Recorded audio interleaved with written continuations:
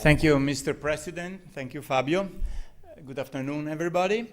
I was assigned the task to speak about Western countries, the new challenges, the possible responses in terms of regional policies.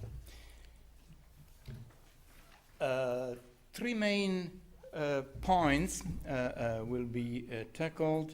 The justification for supply-side regional policies in a period of economic downturn, in a period where apparently national problems and problems of aggregate development are taking the fore, at least in newspapers and in public debate. The second point refers exactly to this. We were accustomed since some years, or at least 2 decades, to think about the disappearance of the national level in special problems in a period of globalization. Globalization probably means that the two relevant spatial levels are the global one and the local one, with nothing in between. We were wrong in a sense, and during the crisis we saw the national level coming up and determining widely the trend of disparities, in particular in Europe. So that will be the second point of analysis. And third, the most appropriate design, so we enter in the policy part, of cohesion policies, with special reference to the supposed efficiency equity trade-off. It's a language of the past decades. Now we are mainly speaking about competitiveness goals and cohesion goals. Is the same thing. Once we called this efficiency equity. So the idea of a trade-off. If you wish to maximize development, you have to forget about cohesion. About equity. If you speak about equity, forget about the potential for highest development speed. I think, yeah, it's better like this. So, what happened in terms of policy logics in the last 10-15 years? First, what was called a paradigm shift taking place since the beginning of the 2000s, getting away from a mainly redistributive logics in regional policies to development logics. And this was widely accepted almost everywhere. But inside this paradigm shift, two main approaches were always confronting each other, especially in Europe. On the one hand, a more market-driven institutional approach, the Sapir report, 2003, the World Report of the World Bank, implicitly or explicitly rejecting cohesion policies, regional policies, as detrimental to aggregate growth. You know, the trade-off, precisely the trade-off between the two main goals. Advocating mainly institutional reforms in labor market, in capital mobility and capital markets, and infrastructure policies. But for the rest, space-blind policies.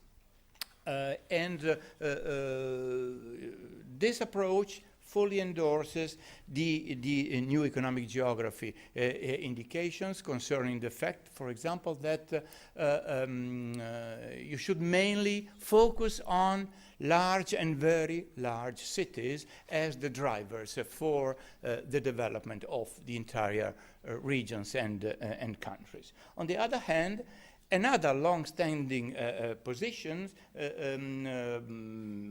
supported by the OECD since 2001 with the Territorial Outlook booklet and the influential, of course, Barca report in 2009 in favor of a place-based regional policy. Funded on place specificities and specific territorial assets. In the words of the Barca report, the main operational objective for regional policy should be the production of bundles of integrated, place-tailored public goods and services, designed by aggregating local preferences and knowledge, so starting from the bottom through participatory political institutions. Let's a little bit speak about this confrontation. And recall is always necessary because always the anti-cohesion approach comes up again, a confrontation, you know very well, between DG Regio on the one side and the G3 economy on the other. So why regional policies? Which is the rationale for regional policies? First, let's recall it. In a context of international integration, especially in the earlier periods, market forces determine concentration of activities and an increase in regional disparities. In periods of crisis, this process is enhanced by the higher resilience and reaction capability of stronger regions. Second point, regions compete on an absolute advantage principle and not on a Ricardian comparative advantage principle. The Ricardian principles allows a place in the international division of labor also to countries which are less efficient in all productions. In all productions. Comparative advantage means that. Well, this does not work in a regional context or interregional context. Why? Because wage price flexibility is mainly works mainly at a national level, and regions cannot devaluate the currencies because they belong to wider currency areas.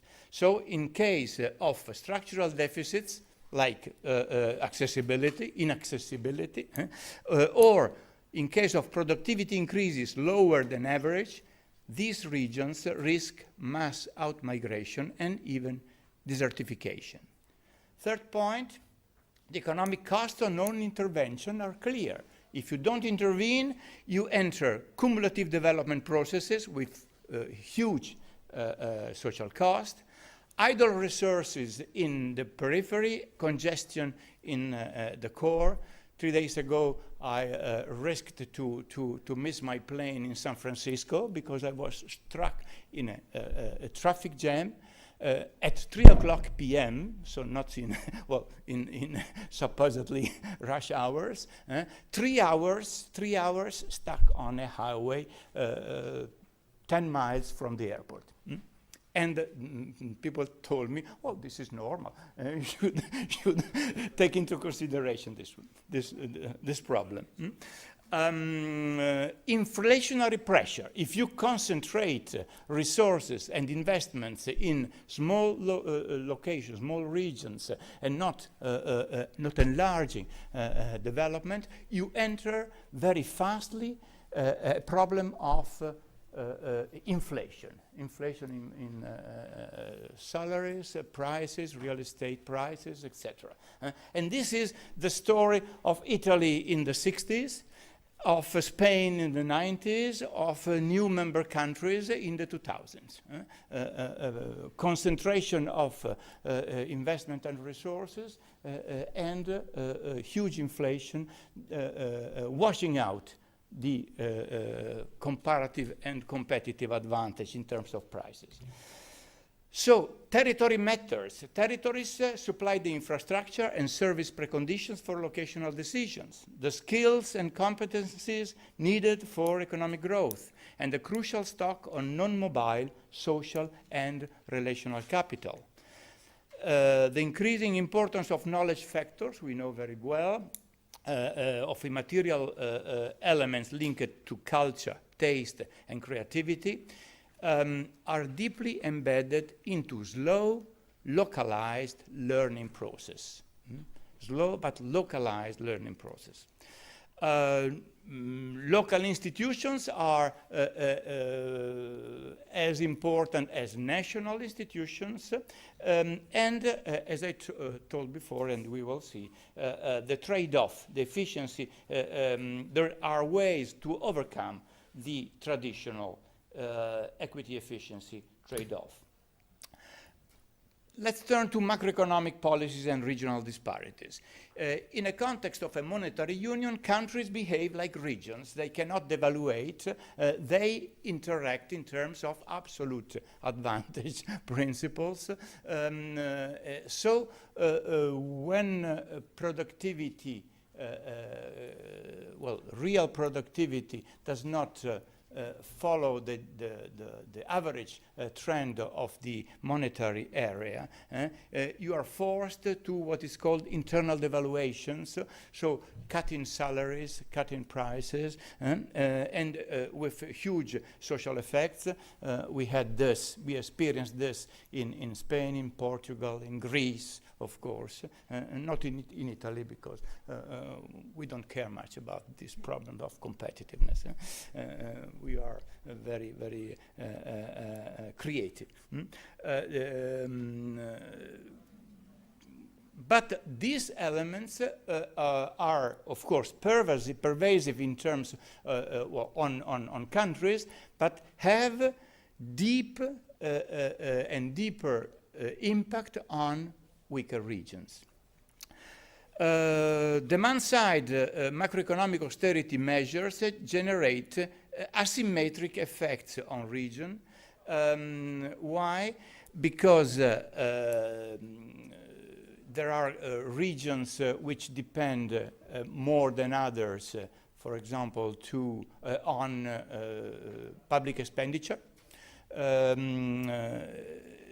There are regions that are very sensitive to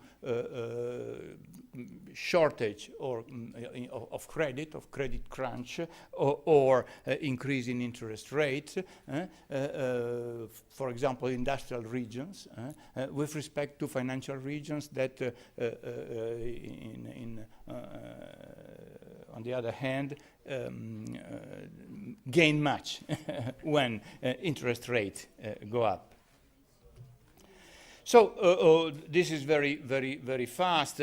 What happened before the crisis? The red line is the average EU28 growth rate. We see Spain and the United Kingdom higher than the average among Western countries. In new member countries, almost always we saw average yearly growth rates higher than the average. The big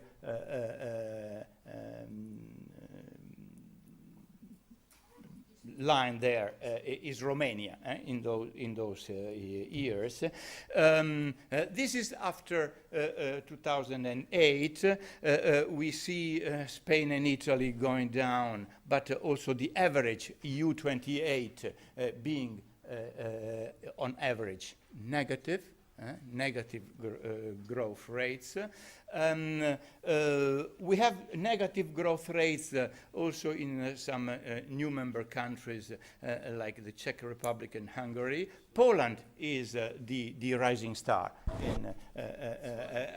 after the crisis. In a recent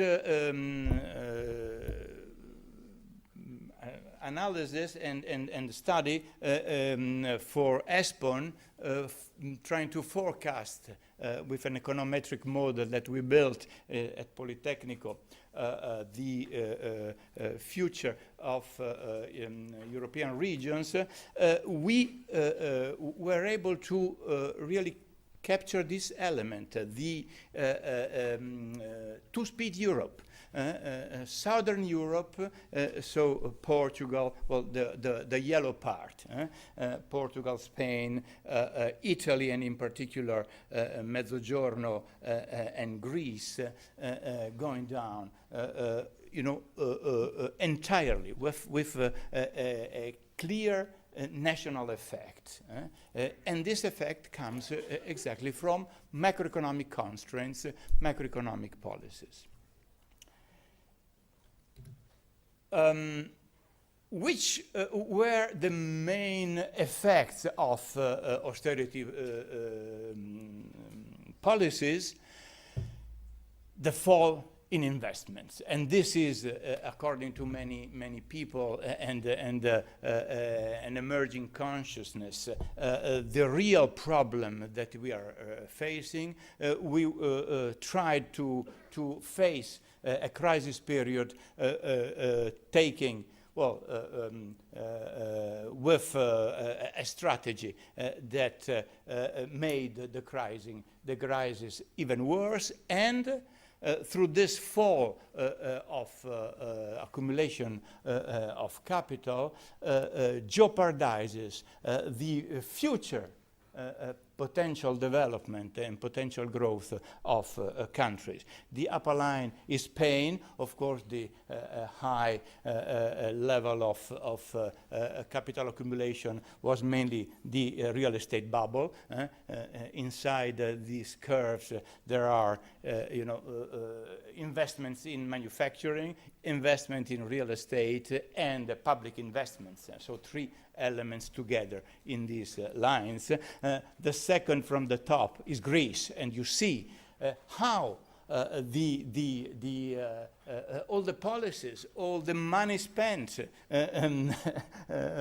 was able to drive the country down in terms of accumulation of capital. So which future for these countries? But you see almost all countries are showing this same trend, many times even anticipating the crisis. This was in particular the case of Italy. Only France is really trying hard, and it shows here, the blue line over there, in keeping up, especially public investments. They are building metro line in all medium-sized cities around the country, and did not stop investing during the crisis. This is Italy, the case of public investments. The top curve over there is the sum of the investments of local authorities, so regional, provincial, and municipality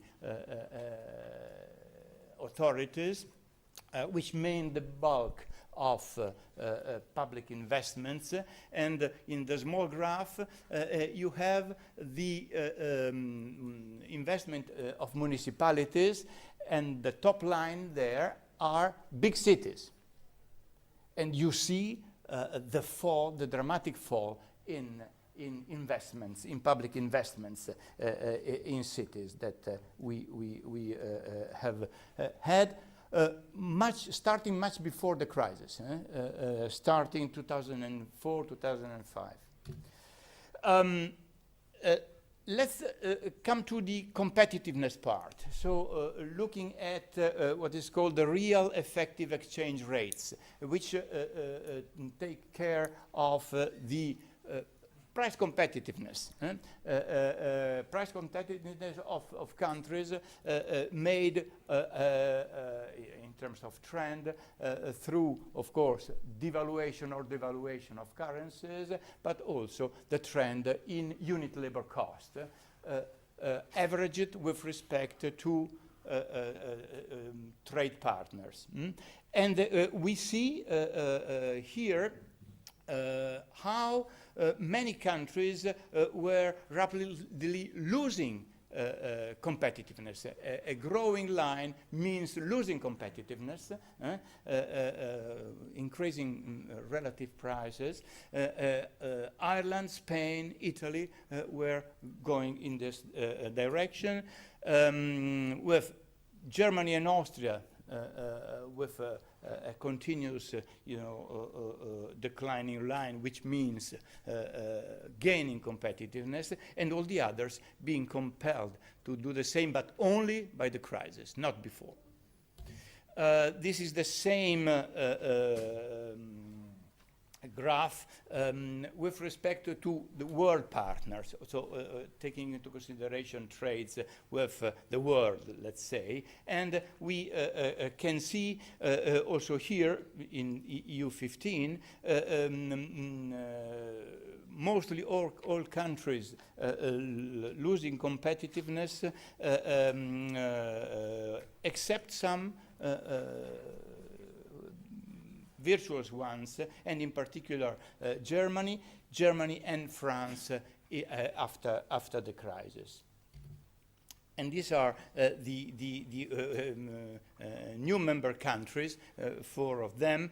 You see, due to wages and prices growing beyond productivity increases, these countries lost during the 2000s most of their price competitiveness up to 2008. The crisis forced this country to come back to more, let's say, serious pathways. The effects on regions. Convergence interrupted. These are, for the first time, the acknowledgement of the Commission. Why? First, because the traditional convergence among countries stopped as an effect of the crisis and of austerity measures, but also an increase in internal disparities. These are the trend in intranational disparities, and almost all countries, except once again Germany, have experienced this increase in intra-national disparities, in particular after the crisis. So the new challenges, summing up what I have shown up to here. The real crisis and the crisis of sovereign debts has been faced through austerity measures that have worsened the crisis itself in weaker countries in particular, and determined a fall in public and private investments. Policies, and this is an important point, for the relaunching of competitiveness through wage and productivity equilibrium are virtuous in normal periods, but in crisis period and with a slowdown on investment mean internal devaluations in weaker countries, countries with a huge public debt, etc., which should be counterbalanced by opposite trends of internal re-evaluation in countries with positive trade balance. Is the case of Germany, but Germany refused many times to relaunch strongly internal investment, relaunch internal demand, increase wages proportionally to increase in productivity. Which policies? As I mentioned, 2 ideas are confronting: a competitiveness strategy, invest on champions, regions, or a cohesion strategy, look for equity. Recently, in particular, well, the OECD started to speak about this in 2001, but we made some research on that. We do not agree anymore in this hypothesis of a trade-off. Why? Aggregate development, there are aggregate development effects of sound spatial development strategies. Why? Because there is a wider utilization of territorial capital. And there are huge economic and social costs of an unbalanced or too concentrated development. So the selection of the most appropriate places inside lagging regions or peripheral areas on which to concentrate public investment and support could be a sound intermediate choice, overcoming this trade-off, merging the advantages of concentration strategies on the, let's say, champions in backward regions and the virtues of place-based approaches. So, conclusions. We have four main challenges for policies for well, all countries, but in particular Western countries. First, monitoring the trend of national external competitiveness and support the general level of capital accumulation. Secondly, launch place-based strategies differentiated according to the specificities of regions. Third, distributive, control rent increasing, land rent increasing in particular. After 20 years of development in Ireland, what happened? Dublin became the most expensive city and capital city in Europe. Dublin. We are not speaking about and this is the effect of not controlling the explosion of land rent. Enlarging development areas beyond the small bunch of core areas towards second and third ranked cities in each country, avoiding inflationary pressures of a too concentrated development. Improve national and local government activity in the promotion, financing, and management of regional projects, conditionalities in the Barca report. And last but not least, intervene through integrated territorial projects. What we call, but not just we call, territorial platform.